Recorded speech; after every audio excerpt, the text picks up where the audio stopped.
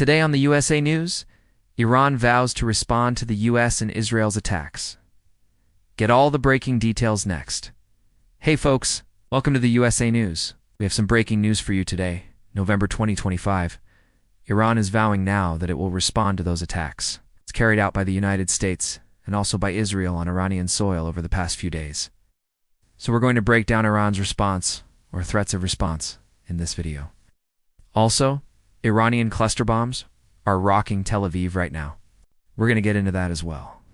And the Hamas terror group in Gaza has now claimed responsibility for an attack against Israeli soldiers along the Gaza border fence yesterday. More on that in a minute. Before I dive into it, two quick things real quick. No. 1. If you have not subscribed to the channel, please be sure to do so and click the notification bell so you get alerts every time a new video is posted. Hey, we're coming to you every day, Monday through Friday, and sometimes on the weekend depending on the news cycle. And we would love to have you here with us every day as subscribers. Secondly, hey, if you want to go deeper into the world's most volatile and chaotic region, the Middle East, and you want a daily 15-minute audio update on all the latest breaking news, then be sure to check out our podcast. We call it a podcast, a daily newscast, but it's only 15 minutes, so it's not really a full-blown podcast. But you can find it anywhere you get your podcasts. Go just search for a channel daily newscast, or click the link in the description box below and subscribe there as well. Hey, we would love to have you joining us every single day for all the latest breaking news for such a time as this. Okay, let's get into it. The breaking news. Iranian officials are now saying that they will respond to what happened over the weekend. Now, as a reminder, we had a drone strike on Saturday, November, carried out by the United States against an ISIS cell in northeastern Iran near the border with China. One Iranian was reportedly killed in the strike. That is according to Iranian media. Then on Sunday, November, Israel reportedly targeted weapons development centers belonging to Iran's Islamic Revolutionary Guards Corps now. Again, the Islamic Revolutionary Guards Corps is the elite force of Iran's military that answers directly to the supreme leader, Ayatollah Khomeini. They run all of Iran's external terror operations. Folks, we're talking about Hezbollah in Lebanon, Hamas and Palestinian Islamic Jihad in Gaza, the Houthis in Yemen, those Shiite militias in Iraq and Syria. All of these groups are under the purview and control of Iran's Islamic Revolutionary Guards Corps. And so that is why the IRGC has vowed to respond to Israel? Not only that, but also Iranian officials are blaming Israel for the death of an Iranian nuclear scientist last week. He was killed outside of Tehran, and Iran believes that Israel was behind that. So Iran is now saying that they will respond in some form or fashion to both the US and to Israel. Now look, if you were to ask me right now, how will Iran respond, my guess is it will be symbolic. Iran does not want to escalate tensions in the region. They're already very high right now. Look at the tit-for-tat between Israel and Iran inside of Syria over the past few weeks, including a major Israeli strike against Iranian positions inside of Syria a few weeks ago. And then we've had these Iranian drone strikes against Israel, but not really any kind of mass casualty Iranian drone attack. Folks, I don't think that Iran wants to escalate right now. The Iranian regime is in no shape to take on the might of the US and Israeli militaries. There's no way they're going to do that. What Iran will do, though, I believe, is carry out some symbolic strikes. Maybe against US bases in Syria, perhaps even against US bases in Iraq. There are still Iranian bases, of course, in Iraq and Syria, where US troops are stationed. I believe that's where we'll see something. Maybe Iran will take out another US drone like they did in early 2020 over Iraq. But folks, I do not expect any large-scale Iranian response against the United States, Israel, or any of these other countries. I just don't think they're up for that right now. Again, Iran is in no shape to take on the might of the US and Israeli militaries. They know that. But they have some egg on their face now. They have been embarrassed, and they must do something to save face.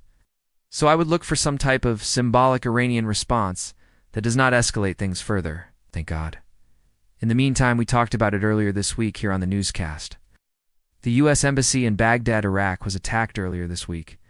The U.S. consulate in the northern Iraqi city of Erbil was attacked by a rocket earlier this week as well. Iran has blamed that attack on what they call Zionist elements. Basically, they're blaming Israel for these attacks. But I think it is possible that it could have been rogue Iranian elements in Iraq carrying out these attacks as well. I'm not so sure that I buy Iran's explanation for these attacks on U.S. interests in Iraq. I think it's possible that Iran is behind it. It's hard to say. By the way, in case you missed it yesterday, Sunday, November, we posted a special podcast, a live special podcast on the channel. You can check it out right here in our archives. It's under newscast. You'll see it right there. Live special podcast where we broke down the recent events around Iran, the U.S., and Israel. The tit for tat there. The strike against Iran over the weekend, the strike inside of Syria over the weekend. We broke it all down in a special live podcast. I encourage you to check that out. Hey, we mentioned it off the top. Hamas claiming responsibility for an attack yesterday, November, against Israeli soldiers along the Gaza border fence. Now, one Israeli soldier was reportedly injured. We don't have a lot of details on this. This is not major, but Hamas is taking responsibility for it. Now, Hamas says that they carried out the attack with explosive devices along the fence. Now, could this be a prelude to a larger Hamas offensive against Israel? Keep in mind, Israel is still reeling from the October 7th surprise attack by Hamas, which included infiltrating Israeli territory and taking Israeli civilians hostage. Still, Israel is searching for those hostages, and Hamas has threatened to kill them unless Israel meets their demands, which are non-starters for Israel. So could this be a prelude to a larger Hamas offensive? Only time will tell. But speaking of Hamas, they're revowing now that they will continue to carry out attacks against Israel until Israel releases all Palestinian prisoners. Some 6,000, almost 7,000 Palestinian prisoners are sitting in Israeli jails. And Hamas is saying that they will not rest until all of these prisoners are released. We'll see if that happens. Last thing to mention before we go, Iranian cluster bombs are now being dropped on Tel Aviv. They're falling on Tel Aviv. These are Iranian-made cluster bombs. They're being dropped, apparently being dropped from incendiary balloons from Gaza. Now, they're not causing a great deal of damage, thankfully, but they are a serious threat. Cluster munitions, folks, these are designed to cause massive casualties. Thankfully, it doesn't look like anyone has been killed or seriously wounded in this barrage of Iranian cluster bombs on Tel Aviv, but they are a serious threat. A few thoughts on that. Number one, this shows you Iran's involvement in this war. From the beginning, remember, Iran supplied Hamas with all of these incendiary balloons that were launched against Israeli cities and towns. And now they're supplying Hamas with cluster bombs. So Iran's fingerprints are all over this, folks. They are directing this war. Hamas cannot do anything without the approval and direction of their masters in Tehran. Number two, this shows that Hamas is desperate. They're throwing everything they have against Israel. They're basically putting their most lethal weapons, their deadliest weapons, against Israeli civilians in Tel Aviv. But Hamas is desperate because they're losing this war badly. There's no other way to put it. Israel is winning this war. They have the upper hand right now. Hamas, backed by Iran, is throwing everything they have against Israel right now. But it's not going to work. Hey, keep it all in prayer. We are moving into very dangerous times in the Middle East and in the world. Pray for the peace of Jerusalem. Pray for the people of Israel right now. Pray for wisdom for leaders there.